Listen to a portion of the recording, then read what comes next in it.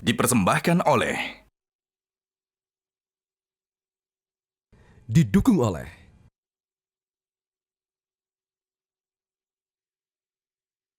apakah akan bergabung pada pemerintahan baru? Bergabung pada pemerintahan baru, saya pikir bukan prioritas utama bagi Nasdem.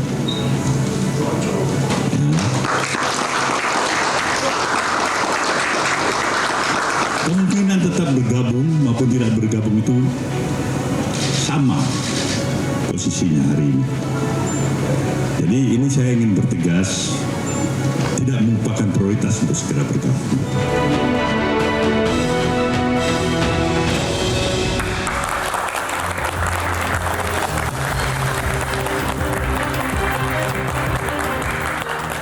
Mbak Lulu, sepakat tidak bahwa koalisi atau oposisi itu bukan prioritas utama saat ini? Yes. Prioritas pertama hari ini adalah menjawab ya pertanyaan publik yang sangat besar menurut saya, yang terkait dengan apakah pemilu ini sudah memenuhi syarat kejujuran dan keadilan. Itu yang paling penting. Dan apakah pemilu ini juga dijalankan dengan mengusung prinsip-prinsip etika yang sangat tinggi. Nah, saya kira ketika kita belum punya jawaban yang soheh terkait dengan ini, ya terlalu jauh lah kalau kemudian bicara tentang pemerintahan baru atau kemudian dengan koalisi, karena problem yang sangat mendasar yang terkait dengan prinsip pemilu jurdil dan adil aja masih kita harus buktikan dulu gitu. Baik, masih terlalu jauh, tapi sudah ada yang bicara untuk minta jatah kursi 5 menteri. Coba kita simak dulu pernyataan dari Ketua Umum Partai Golkar berikut ini. Karena kita 15 dari 58%, maka kita kontribusi 25%, Pak Agung.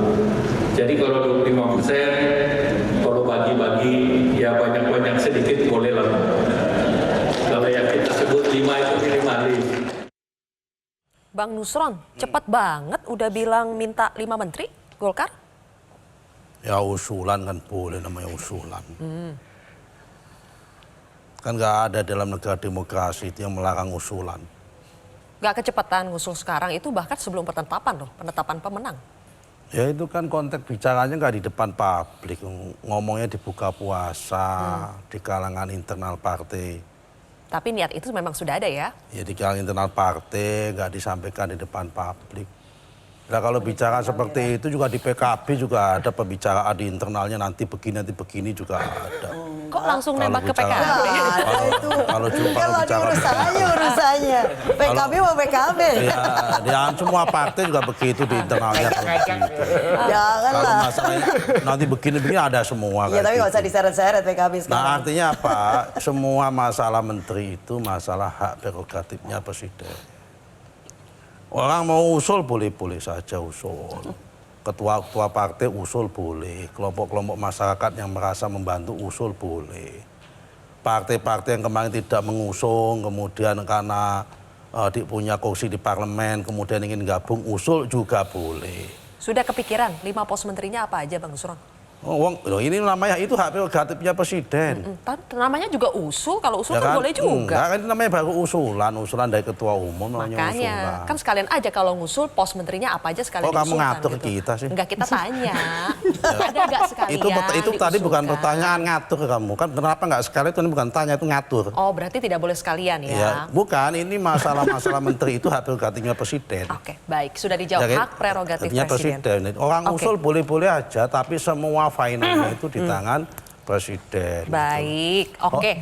Dari PDI Perjuangan kan juga pernah minta hal yang sama ya, Bang Ciko. Sebagai partai yang juga pernah minta banyak jatah kursi menteri nih ke Presiden Jokowi pada saat itu. Bisa memahami dong kalau misalnya partai-partai saat ini yang menang itu sudah mulai berbicara soal jatah-jatahan. Kita memahami bahwa di dalam politik itu kan ada rumusnya ya, who gets what, when, and how gitu ya. Kalau kita belajar political science tentunya ya kan, siapa mendapat apa, kapan, dan bagaimana cara mendapatkannya. Tetapi tentunya kalau kita bicara tentang bangsa kita sekarang, apa yang menjadi prioritas kan bukan itu, belum itu. Ya kan sekarang ini kan masih banyak permasalahan negeri gitu. Kalau kita bicara dengan Pak Jokowi misalnya yang kemarin digadang-gadang untuk menjadi semacam ketua koalisi Barisan Nasionalnya Indonesia gitu. Itu sebenarnya juga prematur untuk dibicarakan seperti juga apa yang dibicarakan soal koalisi dan oposisi. Kita bicara soal harga beras yang begitu tinggi, langkanya beras, kita bicara soal permasalahan politisasi bansos sehingga anggaran di APBN kita juga cenderung mengarah ke defisit dan lain-lain. Ini menjadi permasalahan bangsa yang harus diselesaikan oleh presiden yang masih ada sekarang.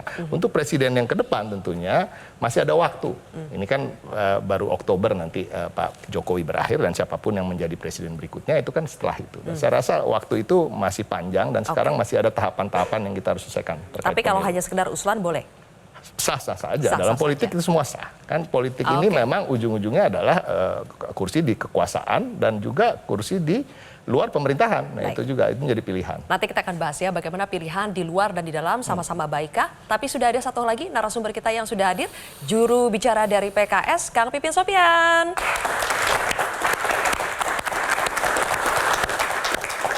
Baik, silakan Kang Pipin, terima kasih sudah hadir.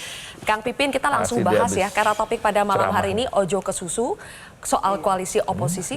PKS sepakat ya bahwa itu bukan prioritas utama untuk bicara soal koalisi oposisi saat ini. Betul, saat ini kita fokus saja pasca pengumuman KPU hasil pemilu, maka kami akan berusaha sekuat tenaga untuk mendukung bagaimana gugatan ke Mahkamah Konstitusi.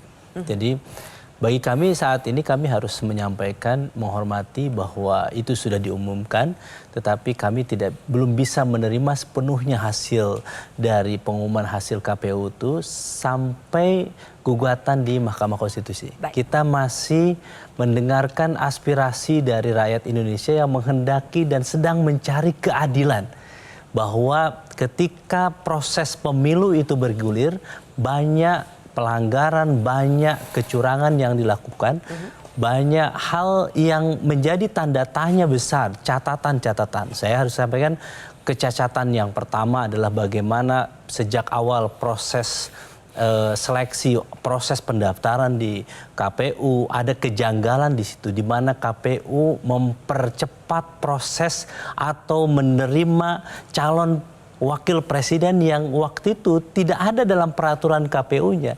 Bagaimana mungkin di peraturan KPU dikatakan bahwa syarat menjadi calon wakil presiden seharusnya 40 tahun, tetapi ada calon wakil presiden yang di bawah 40 tahun kemudian diterima. Lagi-lagi ini akan dipersoalkan ya? Itu yang pertama. Yang kedua adalah bagaimana bombastisnya bansos, program pemerintah digelontorkan menjelang pemilu dan kemudian itu menjadi alat kampanye oleh salah satu paslon, dan saat ini mungkin angkanya kita tahu memang besar, tetapi kita ingin memastikan apakah itu memang layak untuk menjadi salah satu program yang digelontorkan ketika menjelang pemilu itu. Dan yang ketiga adalah bagaimana terkait dengan aparatur sipil negara yang seharusnya netral tetapi dijadikan, dimobilisasi untuk memilih atau diarahkan untuk kepada salah satu calon tertentu. 1 menit sebelum jeda saya ingin berikan kepada Bang Nusron untuk menanggapi. Jadi lagi-lagi bahkan sampai pencalonan Prabowo Gibran juga kembali dipersoalkan lagi, akan digugat lagi ke MK. Bagaimana dari 02 mempersiapkan jawaban-jawaban kalau nanti akan menjadi pihak terkait yang membantu KPU? MK kan sudah memutuskan bahwa keputusan apapun yang dia ambil itu tidak mengubah substansi keputusan MK. Sehingga dalil itu kalau akan dibawa ke MK ya saya yakin batal. Kenapa? Karena argumentasinya udah jelas munculnya dari MK sendiri. Jadi sudah usang ya Bang? Udah usang. Udah usang. Karena MK-nya memutuskan itu bahwa keputusan ini hanya masalah etik. Anwar Osman dinonaktifkan, diturunkan jabatannya dari ketua menjadi anggota.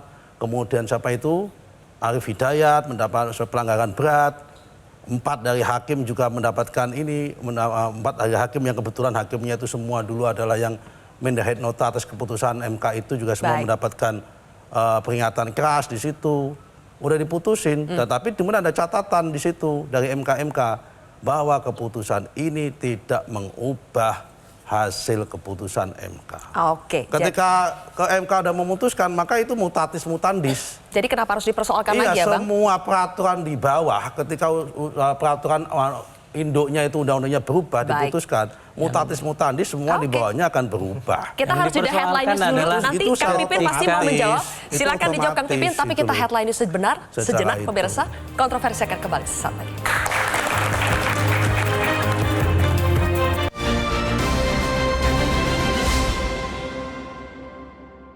Dipersembahkan oleh Jelajahi cara baru mendapatkan informasi. Download Metro TV Extend sekarang.